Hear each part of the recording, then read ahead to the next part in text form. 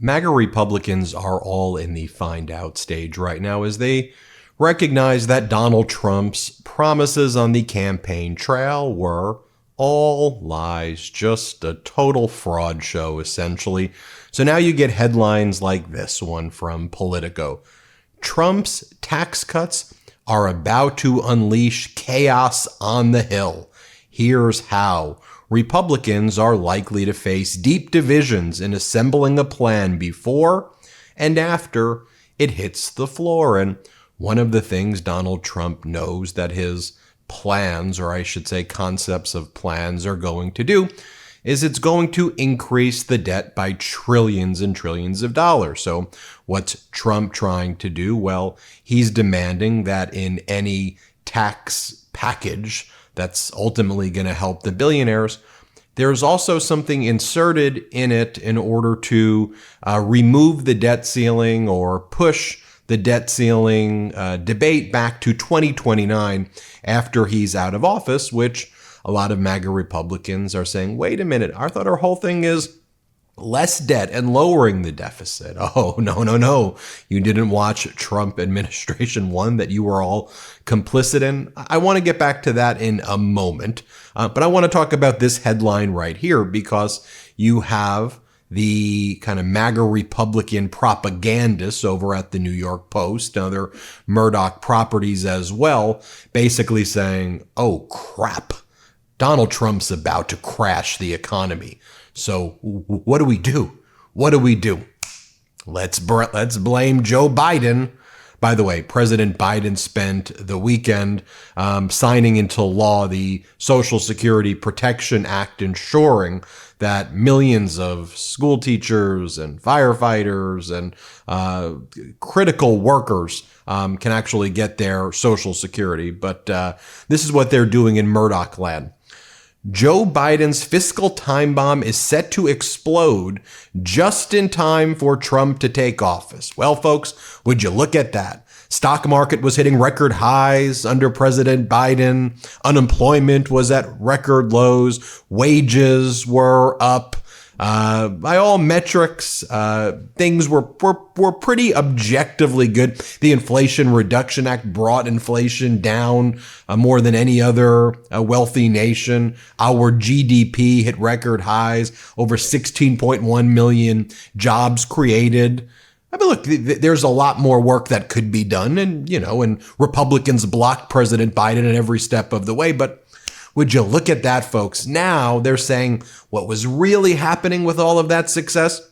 It was a fiscal time bomb that's just going to blow up when Donald Trump is in office. Here's what that article written by Charles Gasparino says. That's the signal we're getting from the bond market, the possibility that a fiscal time bomb of nonstop spending that Joe Biden and his minions have planted is ready to explode just in time for Trump to take office. Most of the financial punditry is too obsessed with stock indexes to appreciate the bond market's warning signs. Just again, pause there for a second. Donald Trump added $8 trillion to our debt during the first Trump administration.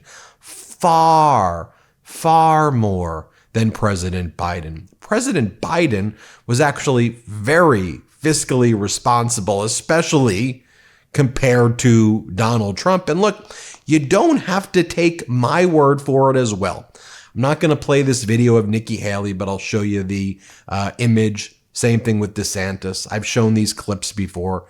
I'm not going to waste your time with you listening to 2 minutes when I can just describe it. At the Republican debate that Trump was too afraid to show up in the primary debate, Nikki Haley said the truth is that Biden didn't do this to us. Our Republicans did this to us too. You have Ron DeSantis, Tim Scott, Mike Pence. They all voted to raise the debt. Donald Trump added $8 trillion to our debt. Here's what Ron DeSantis said. Donald Trump owes it to you to defend his record, where they added $7.8 trillion to the debt. That set the stage for for the inflation that we have now. Again, that's why I say you don't have to listen to my word at the MeidasTouch. Listen to what DeSantis and what Nikki Haley had to say. It's going back to that Gasparino article. I just want to fact check when articles spew disinformation and lies. I just want to in real time fact check it. Next, it says, when investors pile into stocks as they've been doing since Trump's election, until recently that is, it's an indication that many are betting his policies of lower taxes and less regulation will lead to higher corporate earnings and GDP growth. So pause. Do you notice what he did right there? Until recently, that is. Take a look at that paragraph again. When investors pile into stocks as they've been doing since Trump's election, until recently, that is.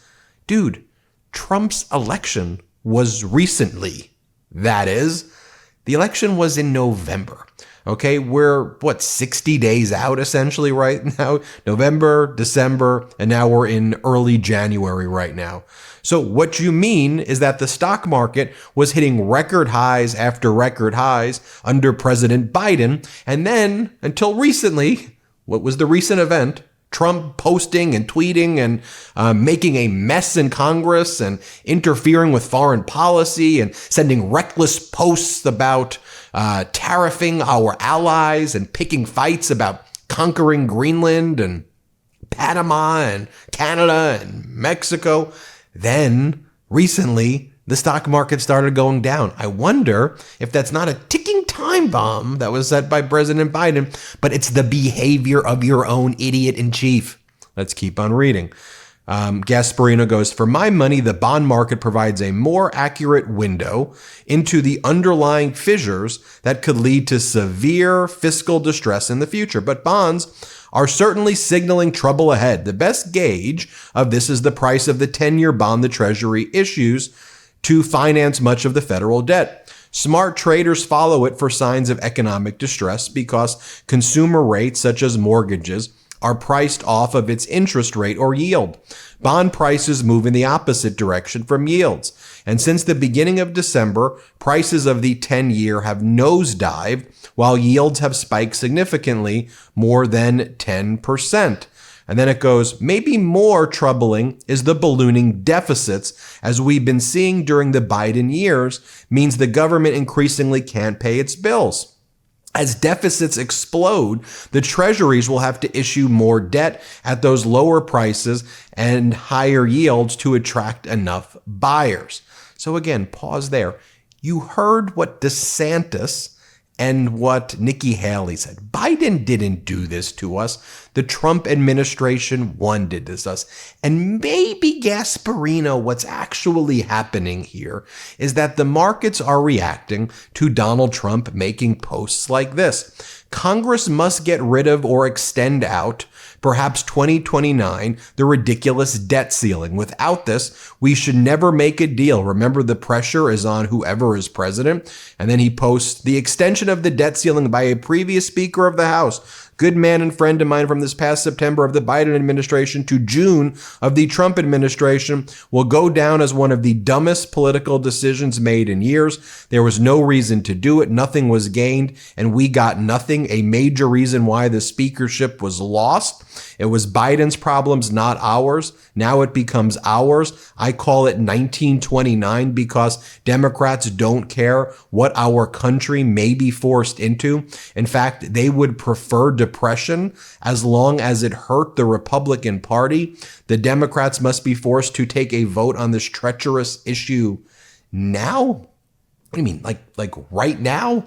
When Biden's still in office? What are you even talking about? Maybe the markets are reacting to a psychopath in chief talking about economic Great Depression that may occur when he is in office. Maybe, just maybe that, right? Meanwhile, you have all the MAGA Republicans going on the various news shows. MAGA Republican Andy Biggs doing his rounds saying, we need the tax packages for the billionaires right away, as early as possible. We need those tax packages right away. You have Larry Kudlow, the MAGA propagandist on Fox, begging Republicans to pass tax cuts ASAP. Every day in a show, we need the tax cuts for the billionaires. We need the tax cuts for the billionaires immediately. By the way, you just take a look at where the American people are in these issues. Negative predictions. This is where kind of most of the Pew and Gallup polling is right now. Will this be a year of economic prosperity or a difficult economic year? 56% of Americans say difficult economic year. 62% believe that the budget deficit is going to balloon. 67% believe it's going to be less peaceful. And 76% it will be a year of a lot more political conflict. Take a look at this article. Trump's tax cuts are about to unleash chaos on the Hill. Here's how. Washington is geared up for a big debate over trillions of dollars in tax cuts. It's going to be a long, slow, and messy ordeal. Utter chaos will erupt as the utter chaos erupted as lawmakers struggle to write a year-end bill to fund the government. The GOP has a tenuous grip on the House. Trump has a penchant for chaos, and Republicans are at odds over a long list of issues, beginning whether they should take up tax first or immigration. After weeks of negotiation, it looks like they'll begin with the border. Here are the big issues they'll have to resolve when they turn to taxes. The price tag. Perhaps the biggest, hardest, and so far unanswered question is how much to spend. Deficit concerns are running hot in the House, where many Republicans say a tax bill ought to be completely paid for. That's anathema to party heavyweights like House Ways and Means Chair Jason Smith and Senate Finance Chair Mike Crapo, not least because it would be extremely difficult to find enough offsets to cover the projected $4 trillion cost. So find enough offsets, just add right there on these tax cuts, at least another $4 trillion to the debt right away. And then they're going to say, oh, well, we could probably try to find the offsets by, cutting these benefits and those benefits. You're not going to be able to find an offset for it at all. And then it says back in 2017, when they passed Trump's plan, it took Republicans months to settle on the original $1.5 trillion price tag for their tax cuts. And again, go back to the beginning of this video, you saw about $8 trillion that Donald Trump added to the debt. Republicans are talking about higher tariffs. That's just going to increase the tax burden on Americans, idiots. Increasing the college endowment tax. I'm sure you're going to do that. Cutting green energy credits. Okay. Rescinding IRS funding. Oh, that's gonna knock off trillions, I'm sure. Rescinding IRS funding. You mean how President Biden was able to help decrease the deficit by going after people who were tax frauds? Is that what you mean? Then it goes on to talk about moving the goalposts. Normally, bills are compared to what's in the law now, which would require taking account the cost of extending expiring tax cuts. And then it goes into say how Donald Trump also wants to remove the debt ceiling as well. So that's the general zeitgeist right now. Utter kind of chaos, regret. How is this even going to happen? I mean, Maria Bartiromo had Byron Donalds on her program as well. And even Maria Bartiromo of Fox was like, is what you're saying realistic, that you're going to put everything into one tax bill at this point, including removing the debt ceiling, when that's clearly a non-starter for many Republicans because that's going to increase the debt eventually? And Byron Donalds like, yeah, we'll get everything done. Y'all couldn't even elect a freaking speaker. Y'all couldn't elect a speaker. But you notice what they're doing though already? Biden sets a ticking time bomb to blow up the economy. It was good under Biden, and now when it's bad under Donald Trump, it'll be Biden's fault. So pathetic. I'm Ben Meiselas. This is the MeidasTouch Network. Hit subscribe. Help us get to 4 million subscribers. Love this video? Make sure you stay up to date on the latest breaking news and all things Meidas by signing up to the MeidasTouch newsletter at MeidasTouch.com/newsletter.